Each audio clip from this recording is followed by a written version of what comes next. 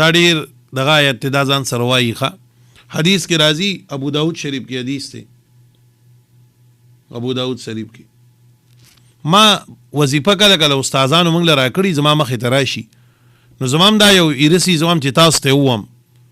چې تاسو یې زده کوئ او کوی یې نه ځه موږ ته به پکې الله اجر راکوي او زموږ استادانو ته خو هغه وروره بیا قیامتي نو سم کم عقل خلق دی نو اوس هغه زما هغه ووایي که نه فاستبشروا ببیعکم الذي بایعتم ما دا وایي الله به د کاروبار کې برکت کړي. نو لکه ستا مخې ته قرآن پروت دی ما ته آیت وښو چې ګورې 111 نمبر آیت دی یاره خلکو مال زړه خلاص کړو جي د دوکانه وظیفه څنګه ده د دوکان هغه وظیفه څنګه ده ولې دنیا خو مخې ته پرته ده که نه یاره دې 2-3 ورځې کې یو 1500 رنګونه خلکو وکړل د دوکان هغه وظیفه څنګه ده. نو زما به بل کار نه که ته موبایل ته به ناست یم چې بس دغه جوابونه به ورکوم زما درس بني سبق بني موز بني نور څه بني. نو دلته کې زه درس کې وام نو یادوي یې ځان سره کنه زه په موبایل قرآن مجید کې د کر خطا وکړه قرآن مجید کې به کر خو لګوي دا ځای شو نو بس دی خانه څه ودون د خلک دی نو وایي نه چې دا یې موږ ته ووینو دا زه تاسو ته ونوم چې دا آیت شو دا ځای نه در دې پورې دا ځان سره یادوي بیا تپوسونه خلک نه کوي. انو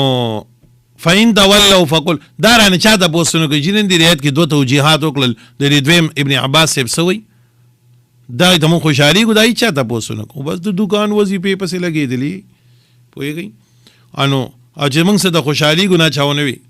ما هغه کس مې زړه سري چې ما ته وایي چې نن دې سبق کې دا ځای کې تا 2 توجیهات وکړل د دا مقصد راته چې لږ پوه نه مو وایه ګنټې ورته مو وایم ولې زمونږ کار دا دی دا او پکې اضافي شی راشي چې تاسو ته بیان کوم نو بس تاسو سم یو شی جوړ کړئ او صدام لګین چې زه وایم چې تورات وبس راواړو تورات کې دي خو دې قرآن کې دا مخامخ وام دا آیت دی دا آیت د نن چې مونږ وایو بیا به هم دی وایي دا څنګه دی دا څنګه دی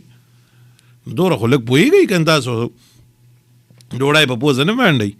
دوره یو سړی نه پوهېږي چې قرآن کې ورته آیت وښیي بیا هم نه پېژني. نو حدیث شریف کې راځي ابو داود شریف کې حدیث دی ابو درده رضی الله تعالی عنہ فرمایي وی دا آیت نری حسبی الله دا کل وسر نه وای دا زینا حسبی الله لا اله الا هو علیه توکلت وهو رب العرش العظیم دا حسبی الله نه حدیث کې راځي څوک چې و پیره سار دا و یو پیره ماخام وای الله تعالی به د ټول رزي د غمونو نه ټینشنونو نه مصیبتونو نه اکسیډنټونو نه الله به کافی شي الله به ساتي. نو وای ښه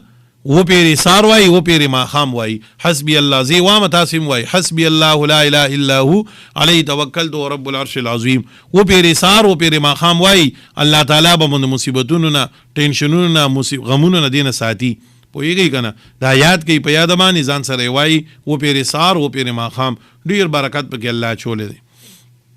بس ته ترجمه ته ګورئ ښه